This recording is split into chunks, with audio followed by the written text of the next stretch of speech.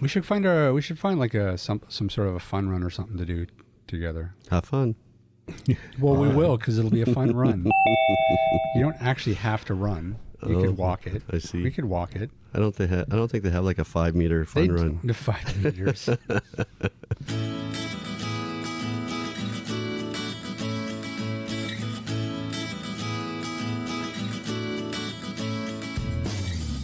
This is the AT Banter podcast, a balanced and entertaining look at assistive technology, accessibility, and its importance in people's lives.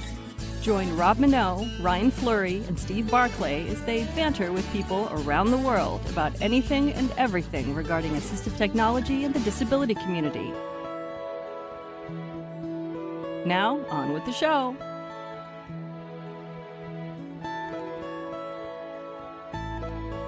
Hey, and welcome to another episode of AT Banter. Banter. Today, no, not today. Today? Not I today? am, no. Well, it is today, but no, I am Rob Minot. And Just today, though. just for today, one day only, limited time offer. Okie doke. Joining me today, Mr. Steve Barclay. I want to know what we get tomorrow if we don't accept this Rob offer today. Well, you'll have to keep posted to my Facebook page to find out. Alrighty. And Mr. Ryan Fleury. Howdy. And with us today, we have a very special guest sitting in with us, Harjinder Saran. Hi. Yay! Hang on, that's got to be jingle stick worthy, right? Oh, okay.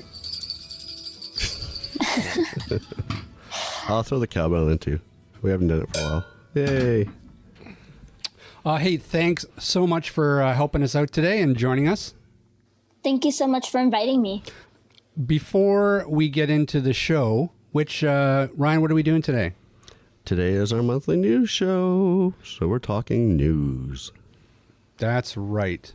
But before we do that, we should make note of something. What? It's our 100th episode. Oh, yay! Technically. That's right. We're in the 3 digits now. Yay! Wow. Yeah, who would have thunk it? Not I. Certainly not me. Yeah, I guess I was the visionary of the group. You were. I had big dreams from that very first day we sat around the lunch table talking about it. I foresaw great things. You're never going to let us live that down, are you? Well, I'm still waiting to see the great things. Oh, whatever. Shut up, Ryan. But we should note that next week we're going to be doing our big 2-year anniversary show. Yay! So what we've decided for that, we threw around the idea of maybe doing a live Twitter chat. But, it just seemed overly complicated and there was too much of a risk of failure.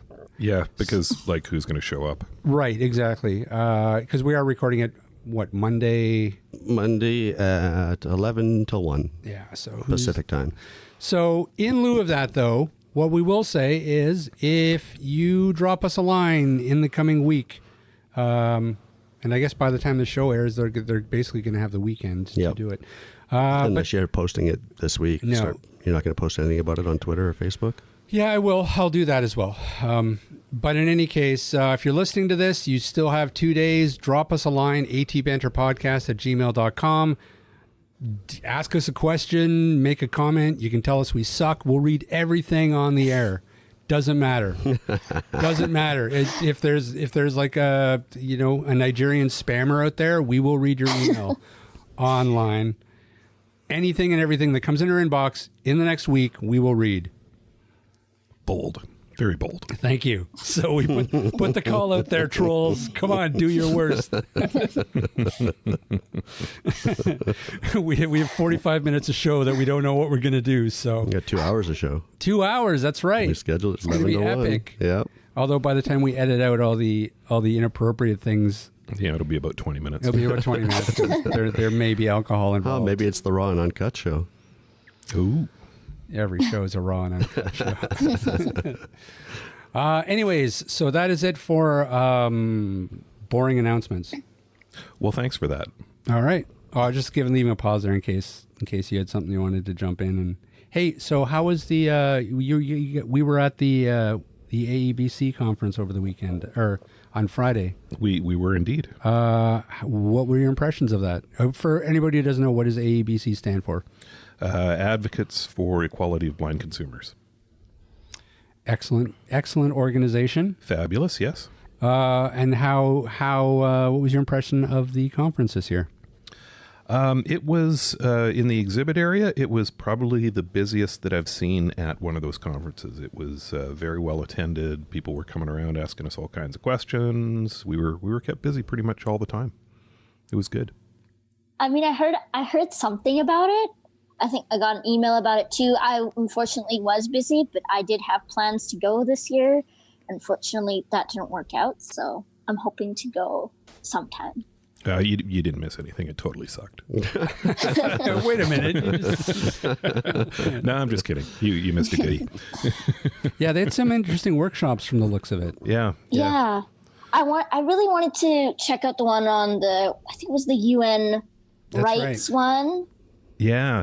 I wanted to actually sit in on that. That was the one I really too, wanted to check out. I forgot all about it and then never did it. Well, you know, I think I still have the program. I think maybe what we'll do is we'll get Ryan to reach out to the fellow that did the workshop. And maybe we can get him on the show. They were streaming some of that stuff too, so it might be archived somewhere. Oh yeah. Yeah. Okay.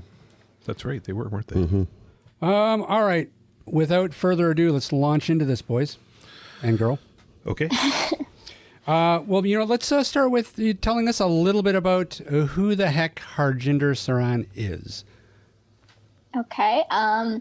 So as you heard, I'm Harjinder Saran. I have been legally blind since birth. I'm 18 years old. I'm currently in my first year of post-secondary studies. I'm doing a Bachelor of Arts, and I'm hoping to become a social studies and or English teacher one day in the future. Very brave. Yeah. Now, did you always want to be a teacher? Was that something that you, from a very early age, you kind of had a hankering for? So, no. I mean, I changed my mind a lot. I mean, I remember when I was 7, I was like, I'm going to be the Prime Minister of Canada. But, you know, those are just dreams that, yeah, will probably not happen. Hold on. But then, if a drama teacher can do it, certainly an English and socials teacher can do it. hopefully. That's true. But I mean, it changed. So I wanted to also be a counselor for a long time. I was really into psychology and maybe, a lawyer, but that faded pretty quick. I mean, most of my jobs that I wanted to do or careers that I wanted to go into were based on what I thought I could do. Teaching really came in about last year when I, realized that I can do any career that I want to do. It doesn't matter what my abilities are. So. And that's an excellent attitude. Now, spinning off of that, I understand that you have been very involved with the organization here locally, Blind Beginnings. We've of course had Sean Marcellet on the show a few times talking about Blind Beginnings. But tell us a little bit about how long you've been involved in Blind Beginnings, because you started the organization as a teen, right? Yeah. So I started in 2014 as part of Blind Beginnings Youth Leadership Weekend. I was very, very, I don't want to say unconfident, but I think I was very, very sheltered and limited. So when I originally went, I wasn't something I thought I would be interested in.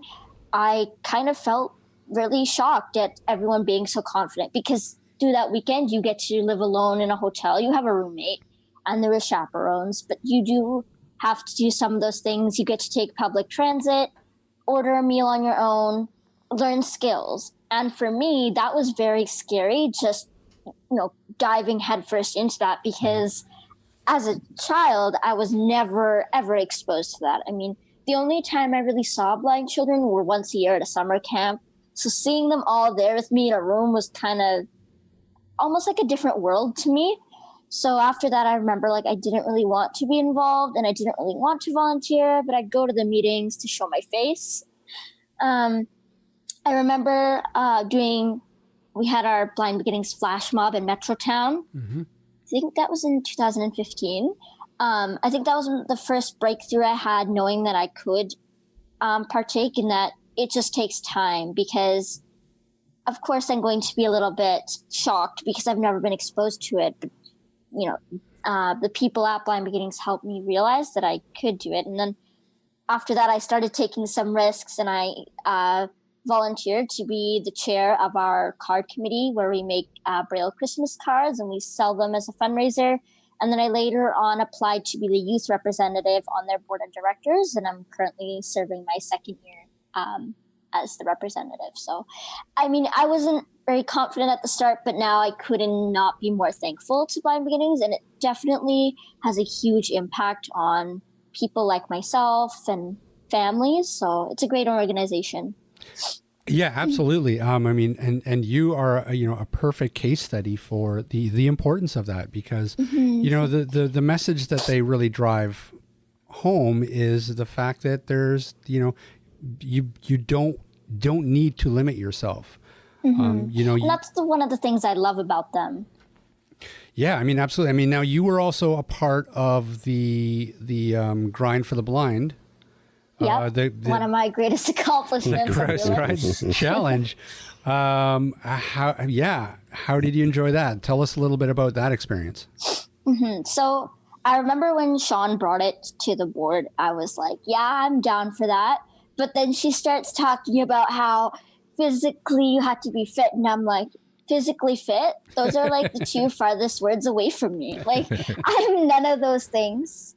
And I remember I signed up anyways, and I knew that I probably wouldn't do it, but at the same time, I was prepared for the challenge.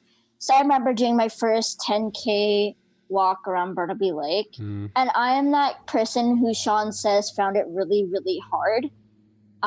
It was one of the most challenging things I have ever done, and I will never do that again. But I will do, I found the grind and the BCMC trail to be easier than that 10K walk.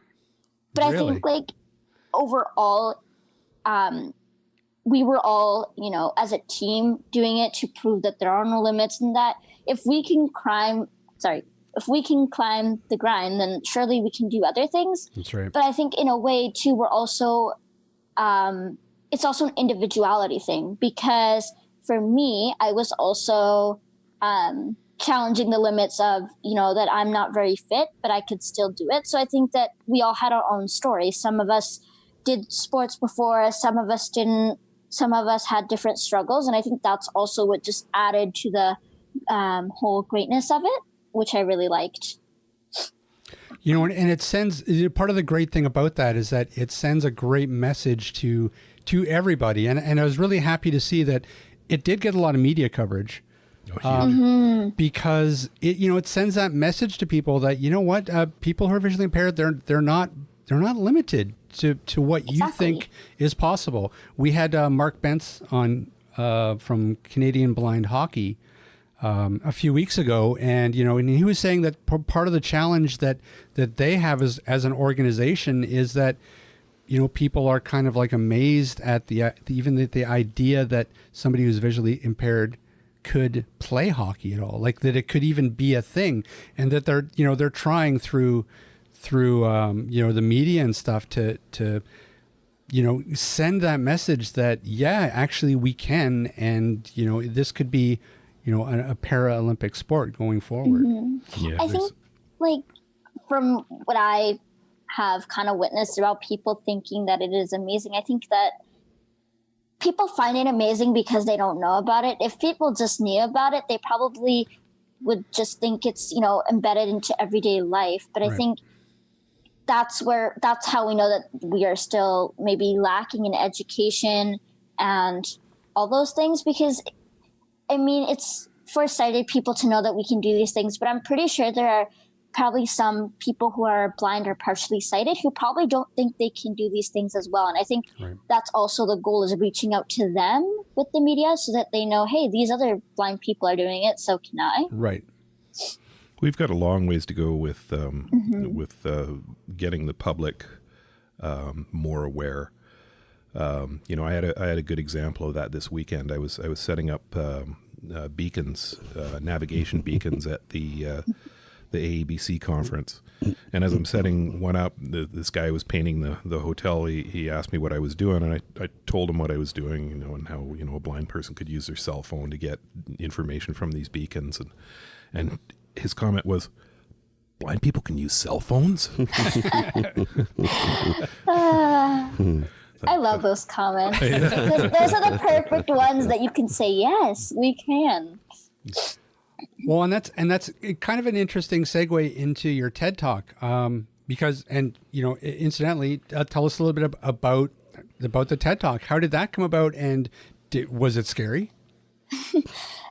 Yes, definitely scary, but I mean, it's also something I never thought I would do. I mean, I keep saying that, but it's true. I never thought I'd do any of these things. A teacher from my high school who, she knew me for about 3 years. 3 years. She reached out to me this past September and said, hey, there's this Langley Youth TEDx event. Do you want to take part? Because they saw something about To the Grand Blind on the news, and they were wondering if I was interested to speak. So immediately I said yes, because I actually really love public speaking, and I've been doing it for about 3 years. So I said yes. And the hardest part for me was finding an idea, because I'm like, this is my one shot at really reaching out to some people and picking an idea. And I tried to pick an idea that I thought would cover maybe all aspects or some aspects of blindness, while also finding a way to help, public. And I think the scary part was writing enough, but not writing too much. Because I remember when I was organizing my speech, I'm like, I want to say all these things. But at the same time, I'm like, I can only focus on so much. And that is true. You can only educate, step by step. You can't really overwhelm your audience. And I think that was the hardest part. I remember I was really nervous at the start of the talk, but as I got into it, I was okay. Well, and and I thought that you brought up some really interesting points. Especially the idea that especially at in schools, there's a lot of talk about inclusion for all kinds of different minorities, but you don't generally hear a lot about the sort of the disability community in schools. There's no sort of this sense of disability pride almost. And that's the kind of idea I wanted to get, is disability pride, because even the word, if you look at the word disability, has, a negative connotation to it, right? And I think that's how people kind of view it. And I think that's how we need to change it. And I'm not saying like there needs to be, this special thing for people with disabilities, but maybe integrating it slowly. Like in history class, we learn about so many different things.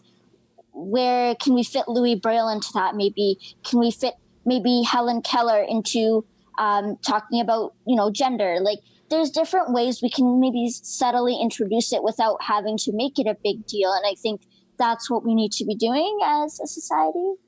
But I could be wrong. I don't know. No. I think you're absolutely right, and I think that's the level that needs to be focused on. I mean, we need to build the foundation. I mean, you can't necessarily go and change, the attitudes or I shouldn't say you can't, but it's hard to, sort of change the attitudes of, say people our age, in their 50s or whatever. They're kind of, it's ingrained in them, but you hit people in the schools, you hit the young people. Those are the, going forward, those are the people that are going to actually be paramount in changing attitudes. So being able to educate, sort of your classmates, your peers at the time about disability, they're going to go on, they're going to become the business owners of the next generation. They're going to become the innovators, the tech startups.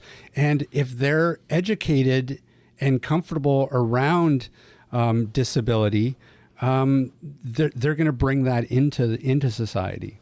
I mean, that's like one of the things I said was the whole career thing. They're going to be, future employers. That's right. And I think if they know about accessible technology, about our capabilities, then we will, get hired for a job. And I think it's so hard for people to get a job. I mean, I've looked for jobs before because I'm a student and I want to have a job, right? To make some money to pay for school.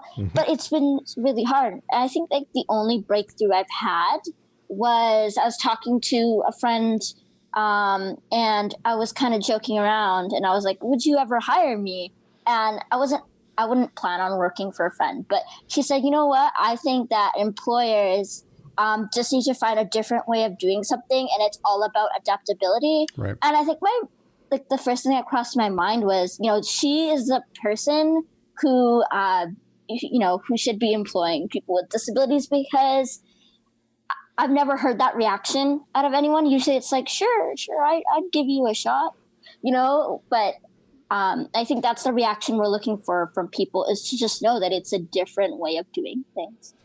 That attitude is so ingrained in, I would say the older generation, as, as soon as you say something like, well, yeah, I'm legally blind, immediately their thought goes to, okay, well, what can this person not do?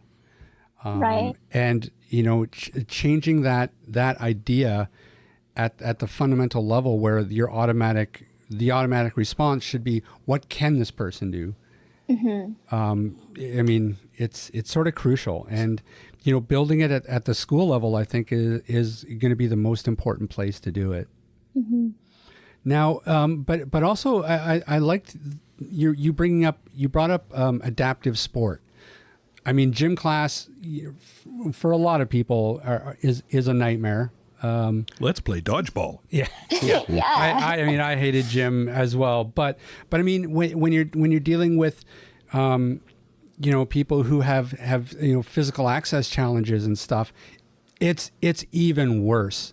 So definitely. I really liked you bringing that up, and I agree. I think it's really important, because adaptive sports, it constantly surprises people who are sort of, able-bodied, what adaptive sports are actually out there, and what people with physical disabilities can do. So, yeah. I particularly like the fact that the blind community has taken dodgeball and said, you know what? I don't think it's extreme enough. I think we should make the ball heavier. I think we should blindfold everybody. Yeah. Put a jingle thing in it, and actively try and hurt one another with it. Yeah. But I mean, again, it goes to education and removing that stigma that people have. And I think that, if your able-bodied peers are watching, their peers, participating in stuff like adaptive sport, that goes a long way in changing the attitude. I mean, I think that's also what Do the Grind Blind was set out to do. It's just not only to say that we can do different things, but that we can do sport things. The only requirement to doing the Grind Blind was there was no special adaptation except for having a guide. And usually you go with a friend, right? You want to be social, you want to take part in social activities during the summer, and you just really just need a friend to go with. Yeah, you need somebody there really to mark where was your no body is. adaptation there. Say that again, Steve. You need to have somebody who can mark the place where your body is. Yeah. I think I did the grind twice. I was stupid, and I didn't learn from the first time. I've done it a few times.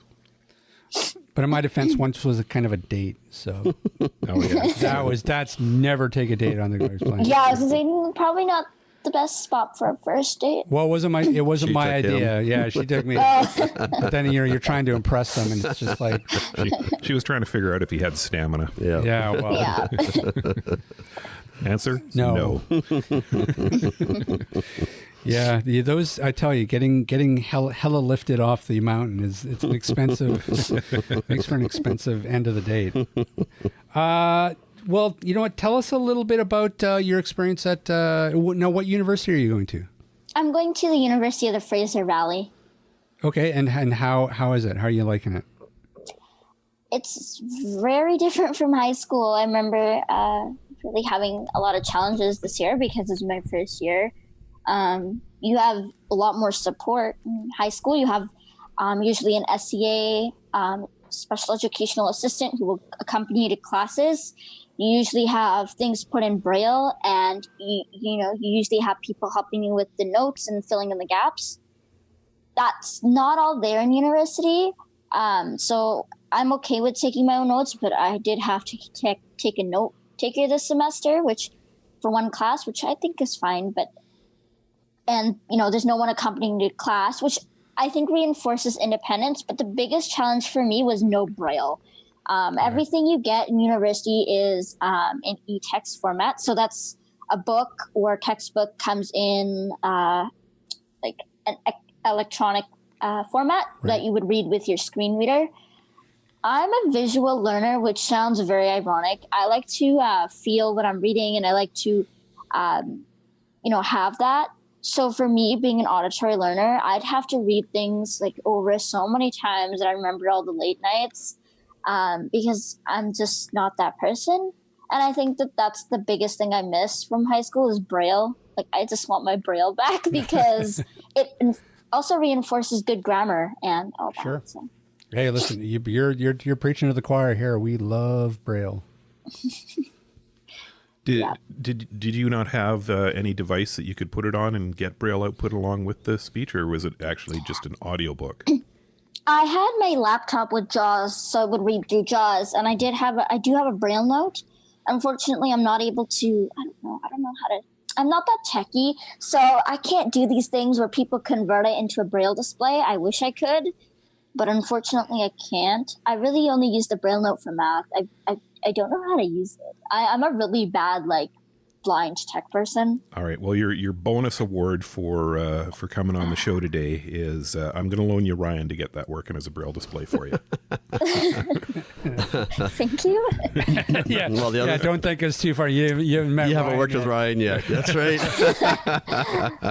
The other thing we can look at doing is getting the e-text directly onto the Braille note. So if you're just taking that to class, you'll have everything on your device. You don't have to take both devices. Mm-hmm. I'd have to learn how to use the Braille note first. But it's hard because I don't also have time. Like during school, I probably will have more time now. But okay. Well, you have my email address. We can discuss getting you up and running with this stuff. Thanks. I'm just making a mental note here to volunteer Steve or something once it comes up. Oh, boy, there we go. Like you've never done that before. Voluntold.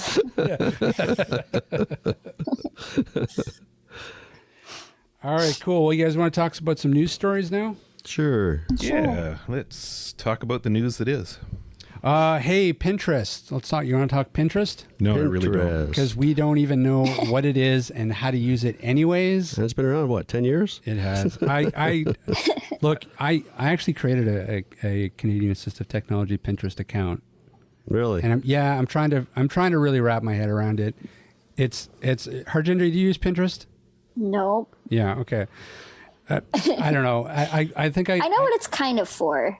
Yeah, I haven't even figured that out yet. Sorry. You're supposed to pin all the things you're interested in. I know. So but places, recipes. It's like recipes, Pinterest. designs, stuff like that. Yeah. I'm still trying to figure out how to use Instagram. Just so. shut up. Anyways, let's talk enough about me. Let's talk about so Pinterest. They announced last week that a big accessibility update. They've done a variety of different things that will apparently make Pinterest much more friendly, accessibility-wise. And this includes, they've made some improvements to the color contrast sensitivity. Mm-hmm. So they've changed their color palettes to more of a high contrast color combinations. So for people with, say, low vision, for example, they're not going to have, I guess, red on black or, those really bad color combinations. So they've made some changes there. The big one though is that they've added a lot of screen reader support. Mm-hmm. So they've really improved the integration with things like VoiceOver and TalkBack, where it'll actually work with Pinterest, which is a good start. Which means now blind people can be just as unenthused about Pinterest as I am. Yeah, exactly. You can, whatever, I guess. Bolder type and customizable text size is another improvement that they've made, and clearer focus indications. So when you're tabbing through different images, it becomes a lot more clear where your focus is. So you might be completely apathetic, but know exactly where you are. Exactly. We shouldn't slam Pinterest. We don't even know what it's for. It could be the most useful thing in the world. There's probably a whole. Well, there's a whole culture that was using it. I don't know how many people still are using it. I'm sure they are. It's very big. I mean, obviously, you do. What do you mean you don't hear about it? We're doing a news I don't story hear about it either. Well, that's the news story, but I haven't heard about anybody using Pinterest in years. It's all Instagram. I don't know. So we'll take a poll. But what I found Anybody out there, drop us a line, atbanterpodcast@gmail.com. Do you use Pinterest? Well, they weren't able to till now. Yeah, I was just going to say that. Maybe that's why we haven't heard about it. Yeah. Well, and I wonder what prompted this whole, change. Well, I mean, that's a bigger conversation, but I mean, we might as well have it because what the hell, we're here in front of the mics. But no, well, I think it's a positive thing. I mean, it is for sure. More and more of these companies are recognizing that accessibility is an important feature for their app, and that there's if they're not accessible, there's a huge segment that they're just not including in using it. So it's in their best interest. Well, didn't they say they were working? Wasn't it the San Francisco Lighthouse they were been working with? Yeah, some lighthouse. Yeah, I think you're right. Yeah. So, there was probably either a family member, a friend, or somebody there who wanted to use Pinterest and wasn't able to and reached out to them. But you know what? I think, call me optimistic, but I think it's a result of a bigger conversation. I think you're optimistic. Thanks. How dare you, sir? No, I think it is. I think that accessibility is becoming a bigger conversation, especially in the tech field, and companies are responding to it. So I think that for every one of these is a victory. Oh, for sure. Don't get me wrong. I think the more accessibility we have, the better. The more people then they're going to have to, use their product as well. So it benefits them. So, and, honestly, I mean, it's about time. I mean, as one of the, God, I don't know how many social network. I mean, there's Twitter, there's LinkedIn, there's Facebook, Pinterest is a big one. Instagram. Google Plus. Not Google Plus. It's still out there. People are still using it. No one uses that. It's still on everybody's website. It's not, dude. Just take a look. So there's like six big social network platforms, and it's to be honest, it's I'm actually surprised that it took this long for Pinterest to sort of jump on board because they're a little behind everybody else. So, but I mean, that being said, Pinterest, good job. Props to you. Golf clap from Ryan. Yep. Ryan's very excited. He's going to be going on Pinterest later today. No. Well, I might go on and just see what's in there. But yeah, mission accomplished. Won't set up an account. You just might after you see some of those lovely recipes for jambalaya. I'm jumping over to Snapchat. Please don't. AT Banter Snapchat. We could. I know we could. We could. I don't know. We don't even know what to do in Instagram. What are we going to do with Instagram? Different demographic. Hey, Ryan, guess what? What? Guess what happens this week? What happens this week? Windows 10 update. Starts rolling out Monday, April 3rd. Today. That's today. Oh, man. Some people have already got it. Here comes the mayhem. Yeah, I know. I gotta go home and unplug all my external hard drives because the last big update really fried my computer for weeks. Oh yeah, I think that happened. I can't wait. I checked for updates this morning. I got my cumulative update, so anytime now I should be getting it. Now, are they letting you? Can you with this one? Can you actually just go in and get it, or do you have to wait for the rollout? No, you can wait for the rollout. There's ISOs. You can go get the ISO if you want and download it. Yeah, I might do that. I might do that sooner than later, so I'm not waiting for it to update on its own and then having my computer lock up.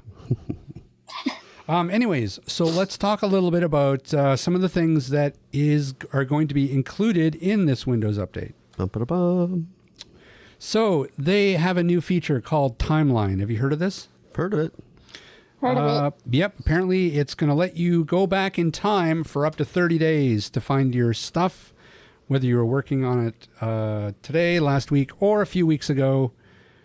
I have no clue how this is actually going to work. I'm assuming that it's going to be kind of like a system restore, except Kind of, not. sort of, but it also works across devices.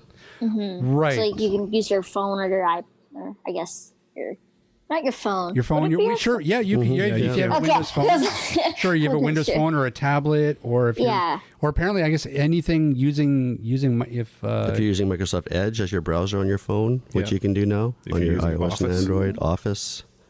Yep. so yeah, you can start something on your phone and finish it on your computer. Pretty cool, no complaints there. Focus Assist. This is I thought this that is was the interesting. biggest. This is cool, yeah. That finally a do not disturb for Windows. Yes. So Yeah. Focus Assist will you would turn it on whenever you want to do something and not be distracted by a gazillion notifications.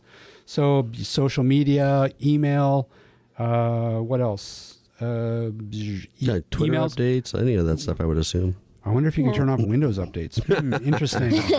Interesting, Microsoft. I would love to do that. Yeah, me too. It's Yeah, made this me- is a feature that's built for guys like me who have the attention span of a hyperactive gnat. That's right. So yeah, it's equivalent of just rolling the boulder in front of the cave entrance and just Yep. isolating yourself and but you can also, of course, if you're expecting a phone call or an email from somebody specific, you can let Focus Assist know to let that particular notification through. So all in all, pretty cool, pretty Yep. good work productivity Yep. changes. That's I can be productive now. yep, exactly. There's an off chance I might be able to be too. No, I don't know, Steve. It's gonna. It's the drinking at You're noon, gonna Steve. you're gonna need that. You're gonna need blinders. We're gonna have to physically put those horse blinders on you. Put you in a room with absolutely zero tech at all.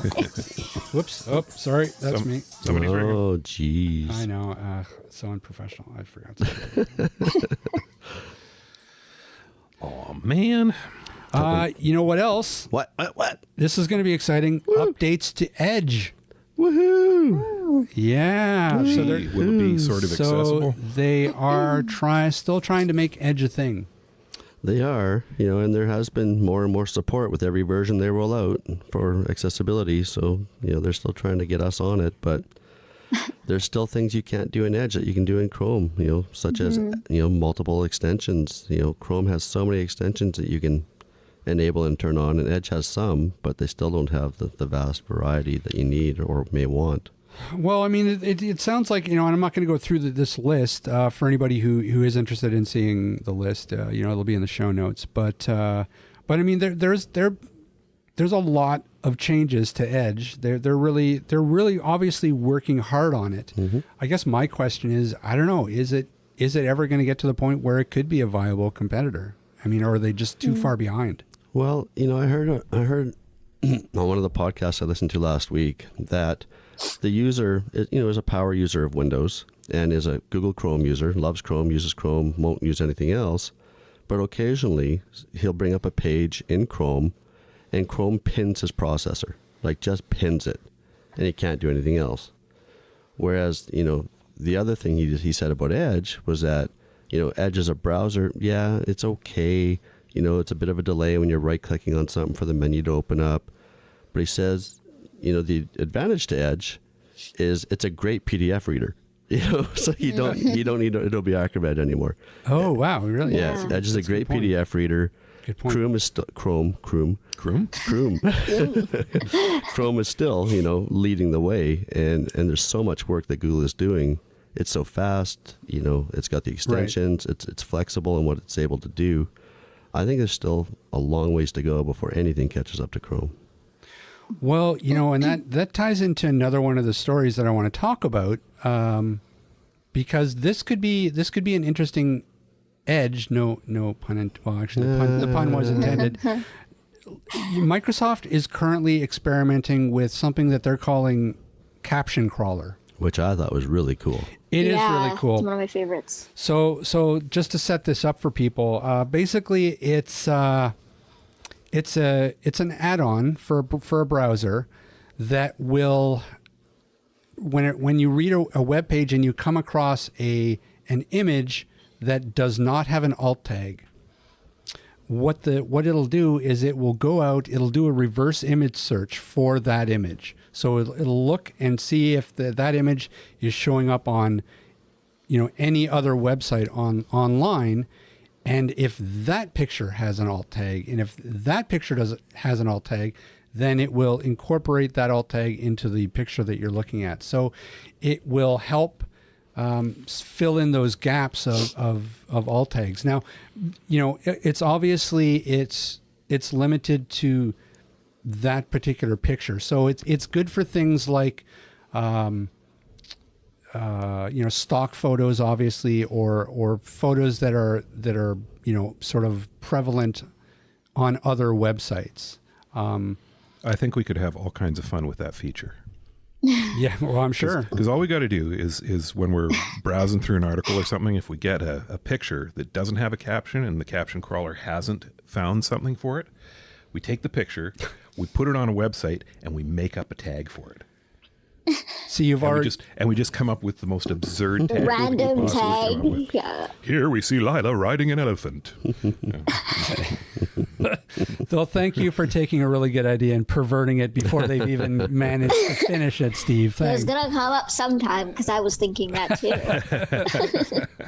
Well, my only concern is, it's one of those things where, it's a great way of implementing the technology of AI, to give us more accessibility. But is that also going to allow developers to say, well, if Microsoft's doing it, why do we need to? Yeah, I think that in a way that could be true, because developers might think, we don't have to take care of it. But I think that it should be maybe like more of a learning curve for developers, because now Microsoft has reached out to, in a way, reached out to people, I don't know how to word this, people who are a minority and, who will, be supporting Microsoft. I think developers might see this as, we want to be more supported. We want to be, our products to be liked. I think they should, maybe take it as more of a learning curve. Yeah, well, and especially if, for example, we've just been talking about Edge. If they're developing this and they make it as an add-on that's Edge specific, so that all of a sudden Edge is the only browser that has this particular feature, right? That's something that could give them a leg up on the other ones. Give them the edge. And exactly. Sure, steal my jokes, Ryan. Yeah, but so. You may very well see the other browsers developing something like this. And again, it's not something that's meant as a complete solution at all. It's something to be used to sort of help fill in those gaps, because, the goal accessibility wise is that, somebody who's visually impaired using a screen reader should be able to interact with that page and get all the information that somebody who's not can. So, that's the end game, and this can help in that regard for sure. It's an amazing idea, and hopefully, they don't. The article doesn't really say much in terms of how close they are to actually releasing it, but hopefully soon, because it's a great idea. It is a cool idea. Well, I just think, with all of the Google searches that have been done, all the Google images that are out there, if Google was to apply their AI to doing the same thing, it would be a game changer. Well, sure. And, and even the other cool thing about it too is that not only will it'll go fetch the alt tag, and I think it said by default, it will choose the alt tag that's the longest. Right. Because as a general rule of thumb, that's generally the most accurate. But it'll also list the other ones. So you could, if you're using a screen reader, you could read the first, alt tag, and then you could sort of scroll down and read some of the other ones and get a really full vision. Description. Of what that picture is. So, I mean, it might be like different.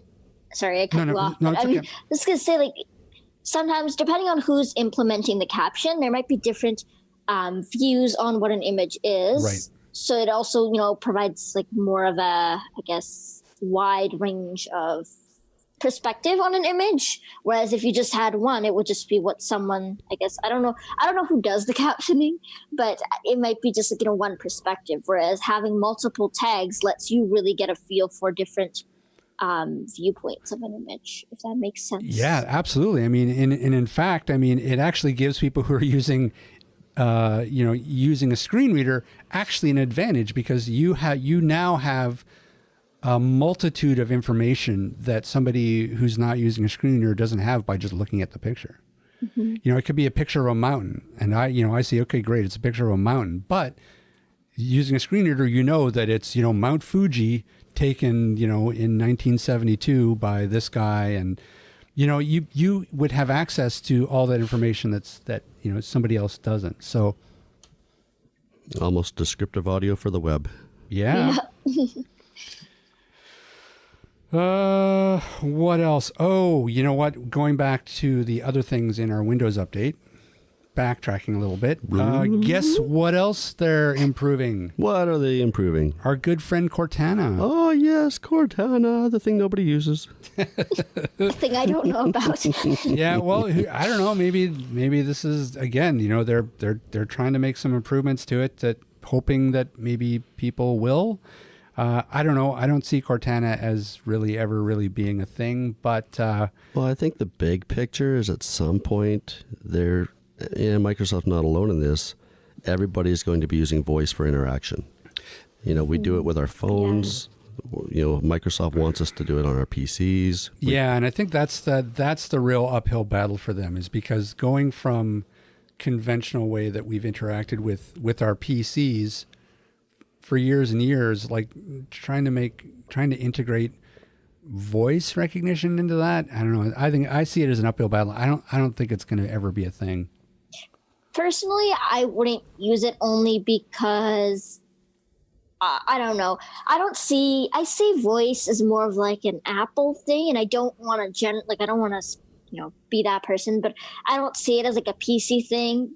I've always just seen it as like an Apple thing. Right. And even then, I don't use, voice activation on Siri. I'd rather not. I'd rather, do things by hand, but that's just me. So. Yeah, well, and I think a lot of people like that. I mean, in general, it's faster. I mean, don't get me wrong. I love my Google Home. Ryan's a huge, Google Home and Amazon Echo user. Love the idea of the virtual assistants, but I don't know. I kind of draw the line at my personal computing. Like it's my problem with PC and voice dictation, and Steve can probably verify this, is you have to have your thoughts in order before you start talking, or you're going to get ums and ahs and ohs, and there's like, oh crap, scratch that, rewind that, delete that. You really got to have your thoughts in order if you're going to do it correctly and efficiently. Yeah, it's very true. I used Dragon for a while when I had a wee bit of an accident with a wood router, and wasn't able to type effectively. But as soon as I was healed, I was back to the keyboard, because I just don't operate that way. Mm-hmm. I mean, obviously, voice recognition works really well for some people, but if you're used to sitting there typing, you're probably going to go back to typing. And it goes back to what Harjinder was saying about her modality and being a visual learner. Once you have that modality, it is super hard to switch to a different way of doing things. Right. Yeah, I feel like, voice dictation in that sense, like certainly word processing wise, I mean, I don't know if we'll ever get there, because I mean, just some people are just going to be more comfortable typing as opposed to using their voice. But with this particular update and the improvements to Cortana, it's a lot of it is associated with home automation. And they list Ecobee and Honeywell and Nest, for example, those, the home automation companies. Smart thermostats. And the like. I think there's smart fridges too. So I guess in their, that's sort of the realm that they want to, I think, concentrate on, like being able to come home and you can tell your computer, hey, turn up the thermostat. I'm assuming, But the other side, and I'm just going to throw this out there. Go. Most people aren't going to be doing that with their PCs. Mm-hmm. Most people. It's probably the phone. It's either going to be the phone, Yeah. or it's going to be your Echo, it's going to be your Google Home, or it's going to be your HomePod. Right. Like if you're in the Apple ecosystem, you're going to have a HomePod and it's going to do all that for you, connect to HomeKit.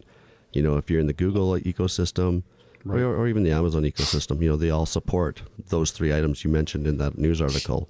So are you really going to control your home automation from your PC? Probably not. Right. Yeah. Yeah. I mean, I kind of feel the same way. I mean, I think that they're kind of, too far behind the other virtual assistants to really have Cortana be a thing. Well, they have Cortana in a smart speaker. They do? Yeah, they do. It's Harman Kardon has a Cortana smart speaker. No kidding. Yeah. I did not know that. Yep. Neither did I. How do you know anything about it? How have you heard any reviews on it? Or No, I haven't. So no useful information. Thank you, No. Ryan. No, but yeah, so we'll see. I mean, once again, it seems like Microsoft is really, I mean, they're trying to catch up, with a lot of these updates. They're really, especially Edge. I see that as a huge priority for them right now, because they really want to get into the browser game again. It's so weird to think too. Like this was Microsoft. This was Internet Explorer. I mean, they were at top of the heap at one point, and now they're at the bottom. And you kind of look at the last 10 years ago. How did this happen? Well, and they really want to get people off Internet Explorer. Any Windows Weekly podcasts I listen to, or Microsoft podcasts, Internet Explorer hasn't been updated in a while. It's a mess. They want everybody to switch over to Edge. So I don't think it's going to be long before you see IE disappear in Windows 10. Well, of sure. course, corporations and stuff who are really stuck and still using Windows 7 and won't upgrade at this point, still need IE 6 or 7 or 8 or whatever they're at. But, for the end users, the end is near. I would think so. But it's so surreal to think about Internet Explorer that way, and to remember a time when they just had the market share. Well, to be honest with you, there are still some sites I will use Internet Explorer for because it reads better than Chrome will. One of my biggest beasts with Chrome is if I'm trying to select text off a website, JAWS says it's highlighted, it's selected, I copy it, it doesn't copy. Mm-hmm. Or if it copies the last thing I had selected and copied, not what I currently selected and copied. Yeah. So I end up going back to IE a lot for that. Interesting. Well, we'll see. I don't use either. I feel so what's the word? I don't know how to. I feel so like not techie because I don't use either of those. I'm just using Mozilla Firefox all the time. That's all right. It works. Yeah. Well, absolutely. I mean, I've always been a big Firefox fan ever since it was first developed. And weirdly enough, I mean, even they have kind of fallen behind a little bit. I think I get the feeling that the real popular browser out there right now is probably Chrome. It is Chrome. Firefox, has been working on updates and releasing updates, and there's another, new one coming out fairly shortly, and including more accessibility features as well. So they're still in the game.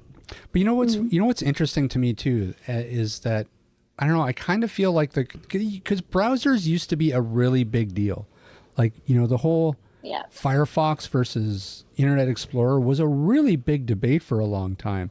And I feel like now it's gotten to the point where people don't care. Like, whatever. They'll just use whatever works. Like, Well, it's like screen readers, though. Like for the blind, Yeah. we need to have at least 2 or 3 screen readers on our systems because not Right. one works best with any browser or whatever we're trying to use. It's like, remember the days, Rob, when you were designing websites. Yeah. And I would throw, JAWS in Internet Explorer, JAWS in Firefox, Right. JAWS in Chrome, and Sure. they would all read it differently. And then you had to, recustomize or redesign how the page was.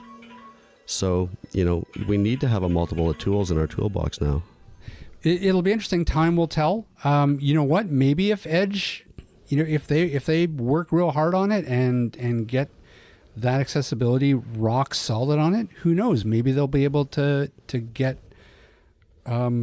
a leg up in the field and catch up to some of these other browsers. Well, I think I'm actually going to switch over and give it a shot for, a week or two and just see how it goes. Because, Freedom Scientific, VFO, all the screen reader manufacturers do work and talk with Microsoft. So, they are getting better and better together. So I'll give it a shot because I've really not ever tried Edge unless it popped up and said, would you like to try Edge? Yeah, or we're going to open an Edge. Which is every time you open. It pops up for me too. I don't even bother. Yeah, I don't like it. I don't like it when software is really obnoxious like that. Google Plus really turned me off of that too. It's like, hey, join Google Plus. It's cool. No, it's not. Nope. Let's move on. We've talked enough about geeky stuff. Oh wait, no, we haven't. No. Because now we're going to talk about robot dogs. Yay! I think this is my favorite one. This is sadly. cool.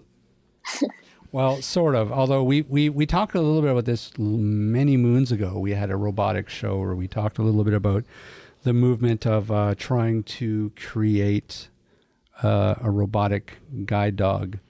But apparently someone's still at it. So this article is called Why Scientists Are Teaching AI to Think Like a Dog. The gist of the article is about a researcher who has enlisted the help of an Alaskan Malamute named Kelp to develop an artificial intelligence system that thinks just like a dog in hopes of creating canine-like robots. So in order to build a database of dog behavior, a team of scientists have attached sensors to this dog's paws, torso, and tail to capture her movements for a couple of hours a day while eating, playing fetch, walking around in various indoor and outdoor environments, and I'm sure taking poops. Okay, so for anybody Which they who's may have edited out. But. yeah, for anybody who's ever seen a dog wearing a sweater, they look so sad and betrayed when they're wearing a sweater. You should see the picture of this dog with all these sensors on it. I It's know. like, oh, the poor thing. It really does look miserable. It's just like, is this making you happy, master? He's got like a backpack on It's and really like damn a uncomfortable. wire. He's got something on he's got like a camera on his head and like wires going down to his paws. Yeah, it's not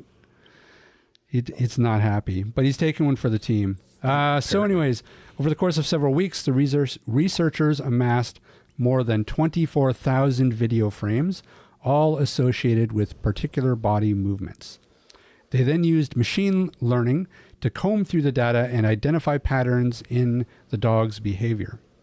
This was subsequently used to train an AI system to understand the behavior to a point where it could predict how Kelp, that's the dog, and dogs in general might react under a variety of circumstances.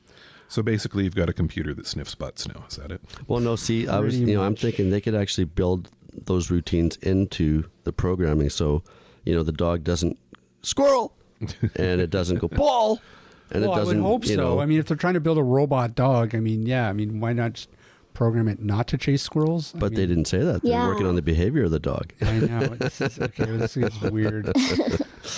Dog sees squirrel, guess what? He may be gone. So the research is in its early stages, of course. They say they plan to expand the database by monitoring interaction between dogs and studying the behavior of different breeds. It'll be interesting to see what the pit bull findings are. Yeah, they're a long, long ways away. Yeah, I can just see them slapping this stuff on Daisy. We got 85 hours of napping. Eventually, the researchers want to build a four-legged robot that could act as a service dog. Quote, the cost of training service dogs is really high, So it would be easier for us to just train and work on a robotic dog and then have this dog be helpful in assisting elderly or assisting people with disabilities. This is the quote that stood out to me. This is the interesting part of the conversation, I think, because I want to get your guys' take on what do you think of that? Do you think, first of all, how expensive is it to train a guide dog? And could that possibly be more expensive than a robotic guide dog? I can't see how that could be. Last time I heard numbers on training a guide dog, it worked out to something like $130,000. Yeah. Okay, I take that back. And that's when I went, back when I went to guide dog school back in like 97, it was around like the 100, like Steve says, 110, 120. What? Yeah. Yeah. I didn't know that. I thought it was, someone told me it was 40,000. Yeah, that's for a crappy dog. Yeah.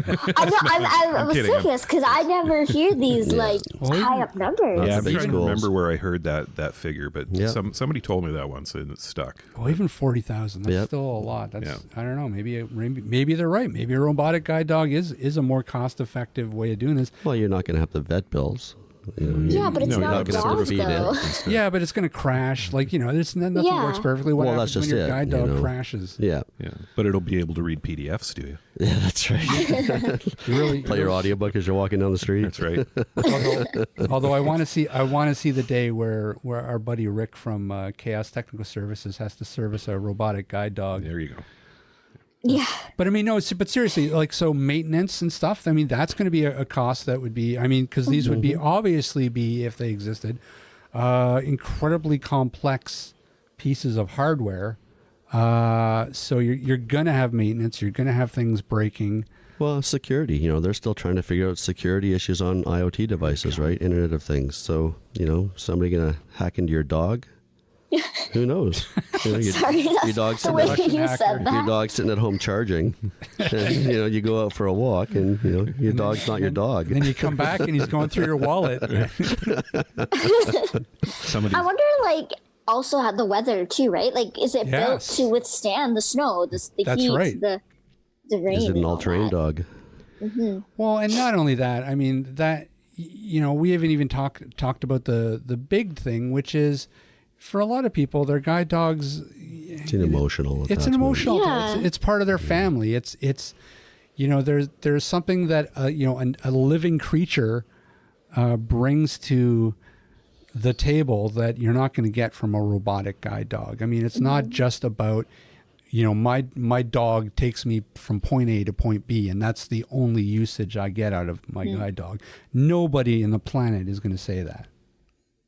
Right. You don't come home and you don't put your dog, you can, put your cane away or something, but you wouldn't do that to your dog. And I think most people know that when they go for the training. That's right. Because I think most people want more than just someone to guide them. It's about companionship. And I think that's like you said, one of the biggest things that this is going to, if it happens, replace or take away, I guess I should say. Right. Yeah, so I don't know. I don't know if this, to me, this kind of feels a little bit of a waste of time. It's hard to say. Like I said earlier, the article says this is a long ways away. Well, sure. And who knows what society is going to look like at that point in time. Mm-hmm. We may all be wearing jetpacks and flying around the skies and. Okay, right. It's 2018. We're supposed to have flying cars. We do. But we that's don't have true. flying cars. We do have flying cars. Yeah, We don't we have do. flying No, cars. we we do. don't. Yeah, Yeah. we do. Where? Vegas for one. What? Yep. Wait. Okay, I'm going to have to confirm They're, that. they're We doing do. they're doing a test rollout of flying taxis in Vegas in the next year, I think. Really? Yep. Something else for me to look at. What? It's interesting. I did not know that. All right. Well. But still. I mean, I don't know. We can't even get Uber here, so we're a long ways away from our. Yeah. Then if we have robotic guide dogs, then what are taxi drivers going to refuse? That's right. Yeah. No aluminum in my car. Yeah. Sorry, I've been learning.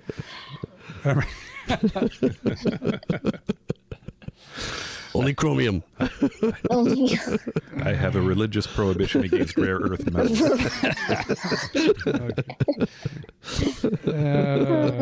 Yeah. Not the right color. yeah. All right. Anyways, Send all hate mail. okay. So, yeah, please send all hate mail. No, Like I said, we need hate mail for the next episode. Yeah, we Absolutely. really- yeah, Send that hate mail. Yeah, maybe we should start saying things that are really. When did we stop? Yeah, I don't know. We're used to editing ourselves. Okay, let's talk about one more, and then we got to get out of here. Tech firms increasing accessibility for disabled users. This stood out to me for a couple reasons. More of it was nice because this is from a site called venturebeat.com. It's nice to see accessibility being discussed on mainstream sites as something that's a growing trend. And I think it's absolutely right. One of the first things that the article talks about, and the general gist of it is just simply a lot of tech companies are delving into a lot of R&D for accessibility features, and there's a real business model for accessibilities, especially in the tech industry. And they talk about Airbnb and how Airbnb just rolled out last week. They rolled out some new filters that include, like, you can look up what Airbnbs have wheelchair accessibility, or there's like, the filter is like, I think 20 items long, and they talk a little bit about this eye tracking system that I thought was amazing. I hadn't heard about this, but there's a company called Tobii that makes an eye gaze system for your computer. Have you heard about this, Steve? You're not. Oh yeah. Toby's been around a while. Yeah, they've been around quite a while. But apparently they have a system, $150, and it's incredibly accurate. Oh yeah. Well, that's brought it down because the Tobii system used to be $10,000. So if they've brought it down to $150, that's putting it right in the hands of the people who need it. Well, there's a big push for it, using it in gaming and VR and stuff. They really want to try to incorporate that technology to sort of get a leg up in the gaming industry. But also, they're talking about how it can be used for marketing and stuff, where if you can actually track where your eyes are going. Right. You can zoom in and be like, hey, you like those buttons on that shirt, eh? Here's some ads for some more buttons, because you apparently really like buttons. Well, it's funny. I was looking at some of the applications for beacon technology, and one of the things that they were talking about was, you could have like a display screen up, and you could have 3 sets of shoes in front of the display screen, and depending on which pair of shoes somebody picked up, it would play them an ad for that pair of shoes. Yeah, like, hey, right. Look, that's made out of carbon fiber and so on and so forth. So yeah, you could do the very same thing with eye tracking.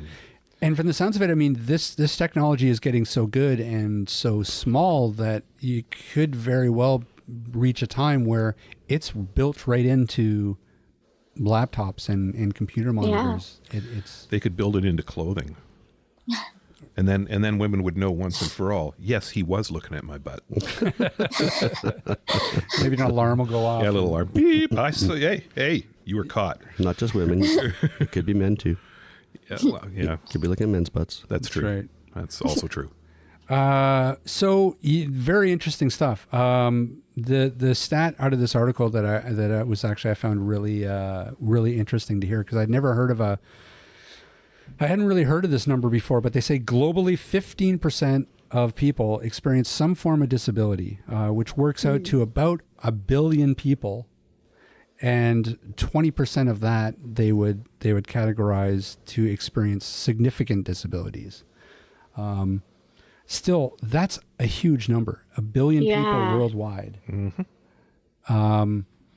So it's no wonder that businesses are seeing that there's a real market. There's a real market for it. There's been an awakening. There has been an awakening. 3 years, 5 years. Absolutely. When you have the big boys, doing so much R&D on stuff, when you have Microsoft working so hard, on their accessibility arm has just been, pumping things out over the past 3 years. There's a reason for that. And it's our podcast. We'll take full credit for it. 100 episodes. Yeah. We've changed the world. Yep. Mission accomplished. No, we still have to make a gazillion dollars. We have to change the world and Oh, right. And we become have to filthy make rich. we have to make middle-aged, pudgy, and bald the new sexy. The new orange. That's the other thing we got to do now. Okay. All right. I will put those on our to-do list. Should be no problem at all. You guys have got the ball down, don't you? Oh yeah, mostly. Yeah. Yeah, pretty much. Anything else to say about that? Anything else that stood out to you guys about that article? Go accessibility. Yeah. I'm telling you, it's really nice to see. I find that it's more exciting now, in the accessibility field than I think it has been in a long time. Yeah. Definitely made a lot of progress.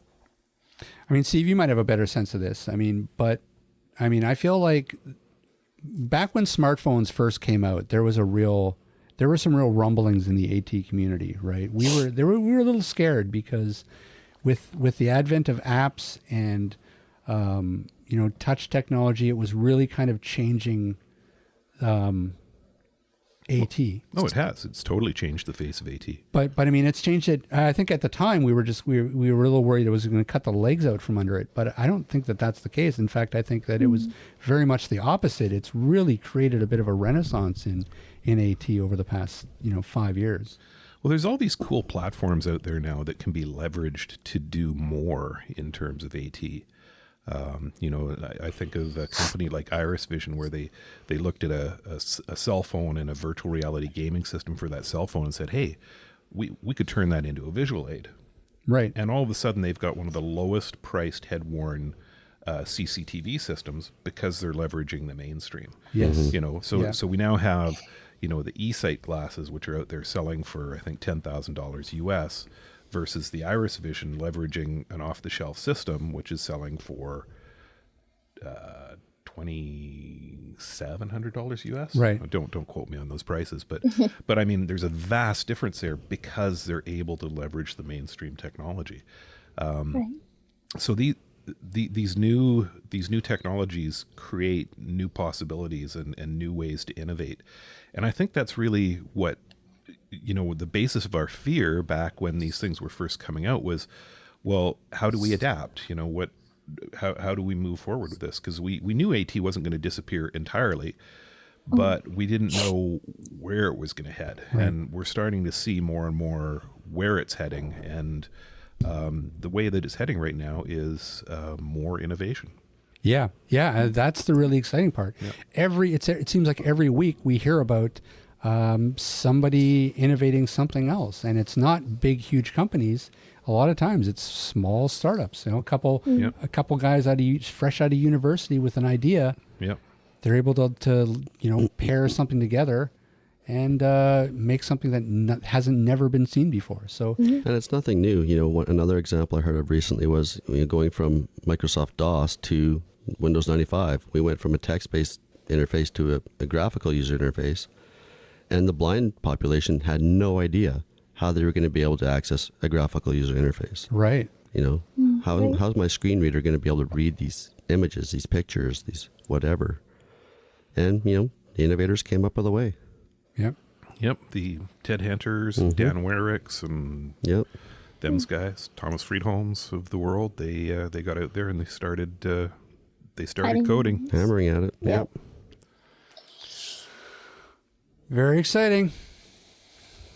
It is indeed. All right. Well, shall we get out of here? Yeah, let's get out of I here. think we've done enough damage for 1 week. Probably. Harjinder, hey, thanks so much for helping us out today. Thank you so much for inviting me. I had a fun time.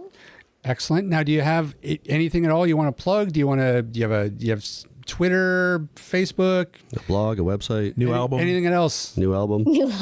Sorry, I'm silly. I don't think I have anything to plug. I mean, go check out my TED Talk. You should really go check out Blind Beginnings. Yep. I mean, I did start a blog. I mean, I've only put one post on it.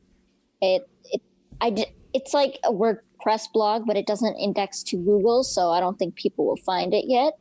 But it is called The Blind Perspective. Mm-hmm. So, yeah. All right. Well, send Ryan the links. We'll link to all of those in the show notes. Yep. Thank you so much. You'll probably get like an influx of like 3 people. all 3 of our listeners. Steve's mom.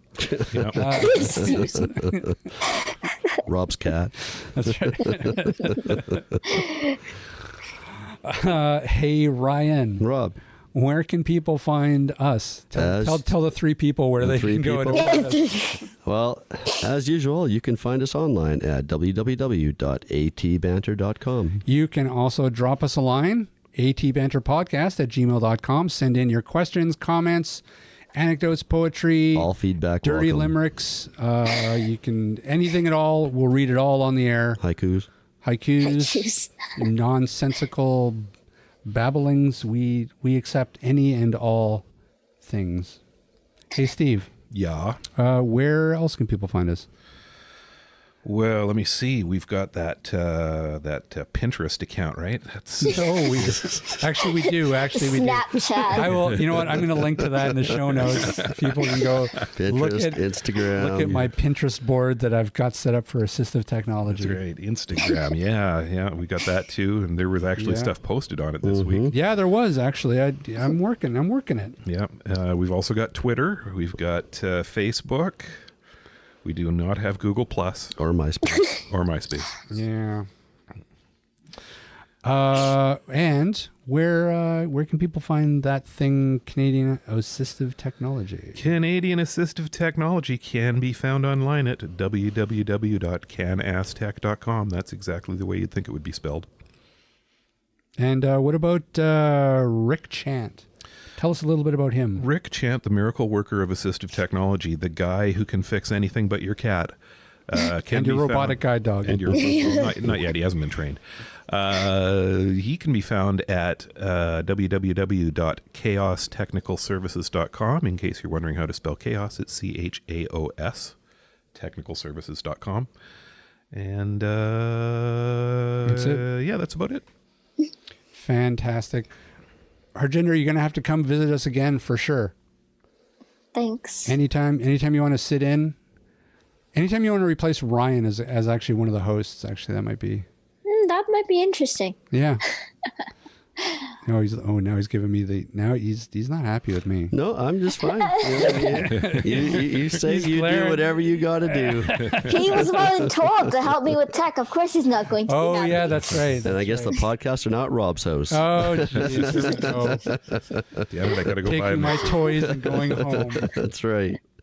My dump truck. Alrighty, everybody. Thanks so much for listening in, and we will see you all next week. Hopefully, if Ryan lets us back into the house. It's our anniversary show. You'll all be welcome. Oh yeah, that's right. Are you? What are we getting for drinks? I've got a bottle of Tarantula. Do you really? I do. Oh no. And I've got, if people want Kahlua, there's iced tea. I think Steve can bring beer. Oh man. Probably manage that. What is that, Monday we're doing That's that? Monday, 11 to 1. 11 to 1? Yep. We're going to have to do tequila shots at 11 o'clock in the morning? Yeah. God, I love working for you, Steve. Greatest job Rob ever. can bring munchies. That's right. All right, everybody. Thanks so much. We will see you next week. This podcast has been brought to you by Canadian Assistive Technology, providing low vision and blindness solutions across Canada. Find us online at www.canastech.com. That's CANASSTECH.com. Or call us toll free at 1-844-795-8324. For all your assistive technology servicing needs, call Chaos Technical Services at 778-847-6840 or find them online at chaostechnicalservices.com. Music provided by bensound.com. Whoa, look at that. Master of the one take.